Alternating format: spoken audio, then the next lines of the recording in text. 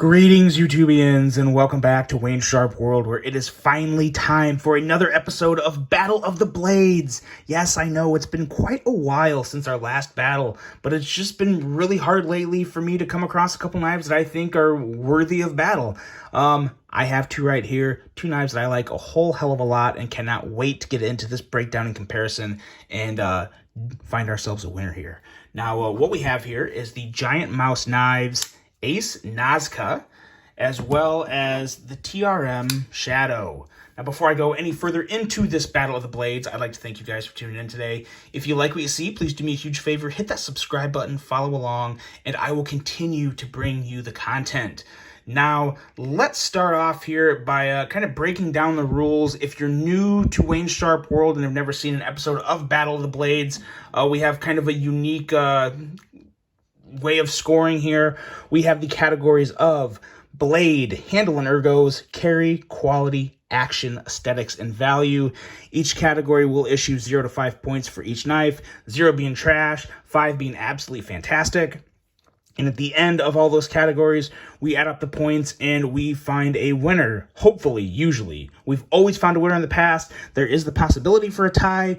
We'll see what happens in this one. But that's it. That's the scoring. That's how we're going to do this one. And let's get right into it. And let's start with the TRM Shadow. Now, what we have here is a blade of 3.2 inches in length, a CPM 20 CV blade with an edge coming in at 26 thousandths, which is really not that bad at all, especially when it's combined with such a wide blade with a stock at 90 thousandths.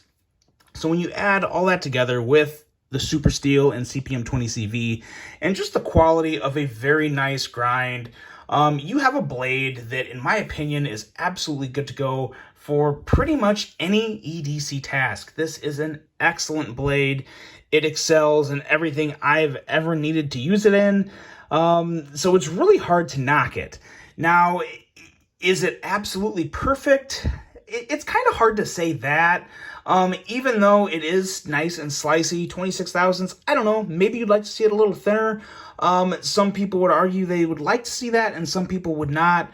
I personally don't have any issue with it, so I'm going to give it a very generous score of 4.5. Now, I'm not totally factoring in aesthetics to this either. That's important to note, because aesthetics is its own category, and even though we are talking about the blade in general, aesthetics I'm going to try and keep to the whole knife and not talk about the aesthetics when we're breaking down something like the blade. We're looking at the actual specs and materials and quality, and I know TRM also really does a fantastic job with their heat treating, so all around, it's about as close as you can get to a 5 without being a 5. So I think 4.5 is a very generous, very deserving score for this blade. And we move on to the GiantMouse Ace Nazca, and you have a little more similar blade than you might think.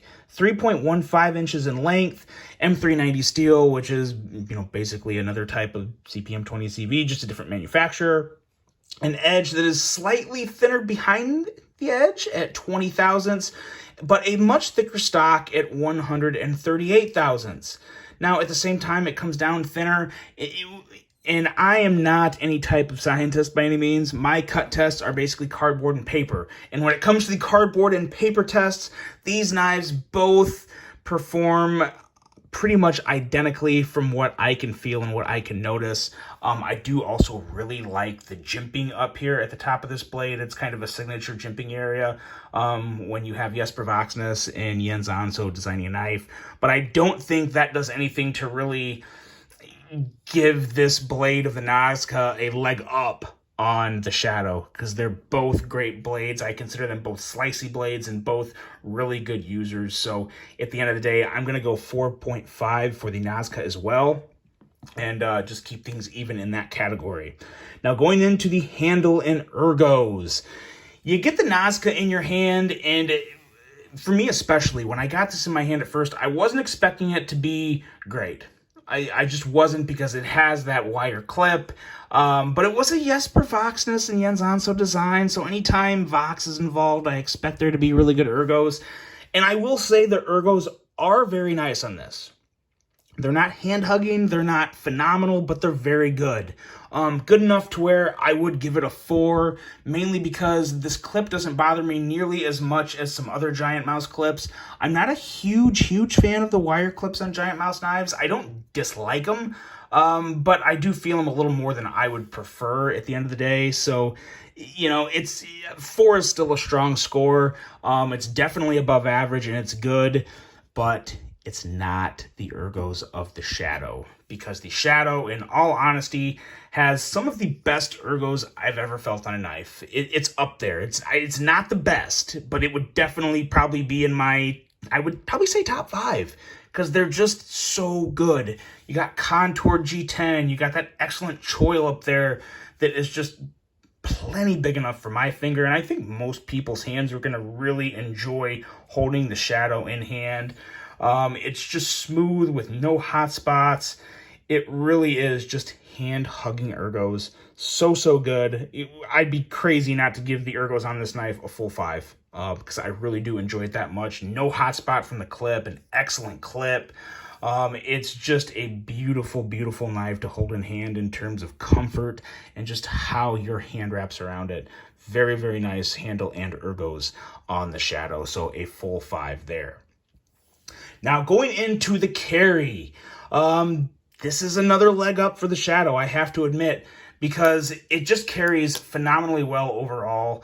Let's close these up here, and you can see the Shadow is considerably thinner overall, and then you also have a deeper carry, and it just rides a lot better in the pocket. The weight is actually pretty similar. The Nazca is a little heavier, but to be honest, I don't really notice the weight differential at all, so I'm not even going to mention it. But in terms of just riding comfortably and smoothly in the pocket, it is very hard to beat the Shadow. And not just if it was going up against this Nazca, if it was going up against anything. To be honest, the only other knife that would give it a real run for its money is the TRM Atom. TRM just really has the carry of a knife in the pocket figured out. It really is nice and comfortable, and it basically disappears. And for a bigger knife, that's kind of hard for a knife this big to kind of disappear in the pocket, because that's really what I feel like it does. So we are going to go full 5 on the carry for the Shadow, and we're still going to go 4 for the Nazca, because it's not bad. There's nothing that really bothers my pocket, but the competition is just very stiff in this category. Now we get into quality, and this is where things get a little different. Not so much different as in one better than the other, but just different as in the Nazca is a lot better than you might think, because the Nazca is not made in Italy, even though it's a GiantMouse knife, and it's not made by Riot. This Nazca right here is manufactured by Bestech, which was news to me. And now I got this information. If you go to Knife Center's website, it does specify the manufacturer for this knife as Bestech. So that's where I got it. So if it's wrong, it's Knife Center's fault. Sorry, Knife Center, but that's what you get for providing such good information, in case you're wrong. But Bestech in the past, I've had pretty good experience with. Some of their budget knives I've had some issues with, but their premium models, they do a fantastic job on, from my experience. And this is a prime example of that. The micarta is fantastic. There's no flaws in it. The blade was razor sharp. The action's very smooth. And I'm going to factor some of the categories a little into the overall quality, because there's a lot of things that quality can affect. So that's just kind of the nature of this beast in the category. But everything about it is smooth, well lubed, and it just works great. No blade play, obviously. The blade centering is perfect, and there's just nothing to pick apart about it. Quality is one of those things to where it's not preference, it's just the facts. So even though there may be something on the knife I might want to change, it doesn't matter if I want to change it, it's how well was it executed. That's what quality entails, is how well was it executed, the details, did they hit on the details, did they notice them? And they really did. Bestech did a phenomenal job putting this knife together, and I really have no issues with it whatsoever, so we're going to go full 5. Now, the quality on the TRM Shadow. You look at it from top to bottom, there is not a speck on this knife that I would change either. Everything from the milling of the G10 to the blade centering to the river lock, it's just a very solid, very clean knife. All the milling, all the details everywhere. There's just nothing missed on this as well. Blade centering is also perfect, and it is just a prime example of why TRM is so good at what they do. So another 5. It's really, you know, I give out 5s kind of generously. People would probably say that, but at the end of the day, I'm not going to look for stupid reasons to pick a knife apart and take away a score that I think is well earned. I'm not David Portnoy here ranking pizzas. You know, if I really like something, I'm going to be generous with my scoring. And if I don't like something, that will reflect in the scoring. But both of these knives just really excel in the quality category.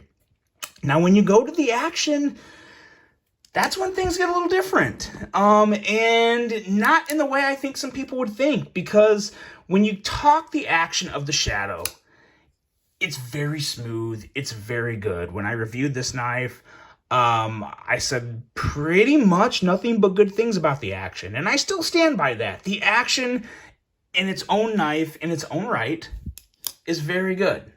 It is. It's very good.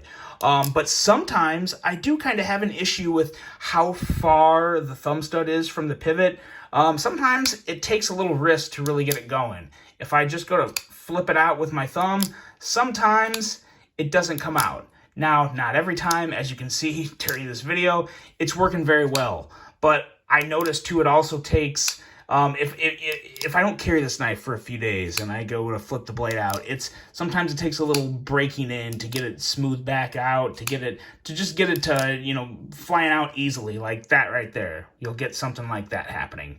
And it's not the end of the world, but it's not as consistent as the action on this Nazca. Very easy to just whip that blade out.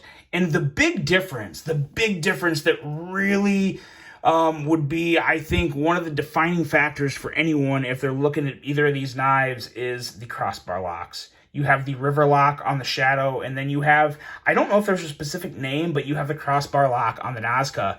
And as you can see, how far they stick out of the knife is a huge, huge difference. The river lock sticks out much farther from the handle of the knife and has a very different kind of edge and angle to it as it comes out. It's a little more cone-shaped as to where the axis lock, or not the axis, the crossbar lock on the Nazca is just a little more domed, and you'll see there's a lot less texture too. There's more kind of jimping or stair-stepping texture on the river lock, but when you look over here on the Nazca, it's just a lot smoother at the top, but you have enough jimping on the sides to where that's really all you need. And the huge difference is when you go to close these blades. Now, you can easily close the Shadow, and there's really no issue, but when you go to close the blade of the Nazca, it almost feels like there's some type of assisting pulling the blade in, and it's very, very weird. I will say it's something that it takes some getting used to, but when you get used to it, it's really, really fun to fidget with. And I will say, from just a fidget factor, I do find the Nazca a little more fun to fidget with than the Shadow, and that I was not expecting to say that. I was very surprised by that. But once you get the feel of this crossbar lock down, it really is smoother than the Shadow, and it's just a very unique feel. The way that blade closes and the way it kicks out till you get that nice crack. It's really, really good. And it's just a very fun knife to fidget with, very enjoyable. The action is just on point.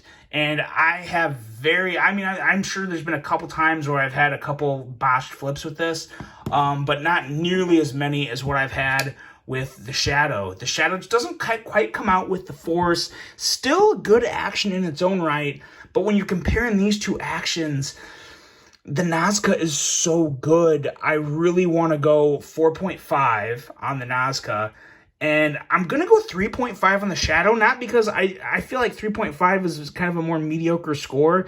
And it's not that the action is mediocre, the action's good. But if I go 4.5 for the Nazca, which I really want to, and I go 4 for the Shadow, I feel like that's not a big enough gap. I feel like the action is even better than that half a point differential. So I'm going to go 3.5 on the Shadow and 4.5 on the Nazca, because I really, really do love the action on this Nazca. I'm surprised with it every time I pick it up. It's still, it's just a great knife to fidget with, and one of the best crossbar locks I have yet to come across.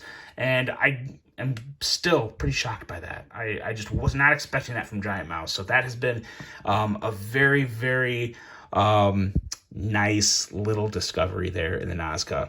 Now, when we go into the aesthetics, this one's really tough, because both of these knives just look absolutely phenomenal. They really do. When they're closed up, they look great. There's no breaks in the design. Everything is smooth and fluent on both sides.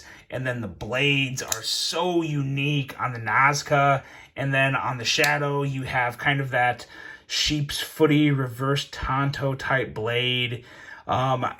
It's really hard to pick these guys apart in terms of aesthetics, and I think they're both super attractive in their own right. So I gotta go 4.5 on both of them. I really do. The only thing that I would pick apart on either of these knives is I think I would rather see something other than a wire clip on the Nazca. And I still would like to see some different types of thumb studs on the Shadow, I think. I don't love these thumb studs. They're plenty good enough, but they're not great.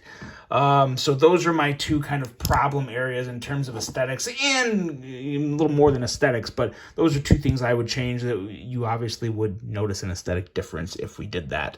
So 4.5 across the board for both these knives. And then you get into value. And value is another one. It's depending how you look at it, because these are manufactured in two different countries that can stir up a lot of opinions. Best Tech is in China. TRM, obviously, in the United States. So you kind of have that battle going on here. Now, the Shadow, I've said it before and I will say it again.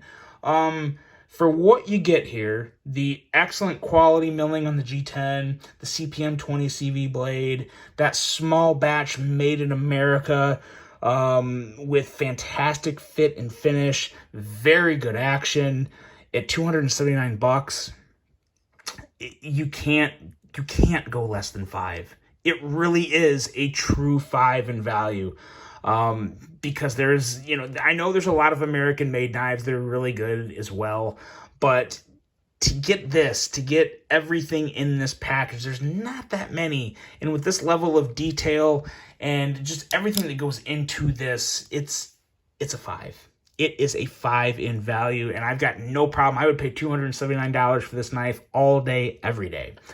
Now, when you get into the Nazca, you have excellent micarta, an M390 blade, excellent quality and action that is, like I said, has been the most pleasant surprise that I absolutely love. And it's $54 less than the Shadow. It's $225. Now, there is a titanium version that is like, I think, $275 or something like that, but that's not the one I'm talking about. I'm talking about this one right here.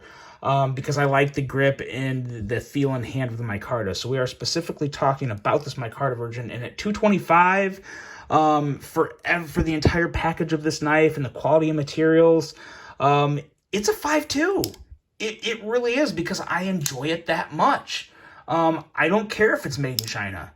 If it was made in China and had shitty action and terrible feel in hand, I'd give it a 1.5 or a 2, but it's not. It's the exact opposite of that. It's fantastic. It feels great. It looks great. It is every bit of a 5 in terms of value for what you're getting.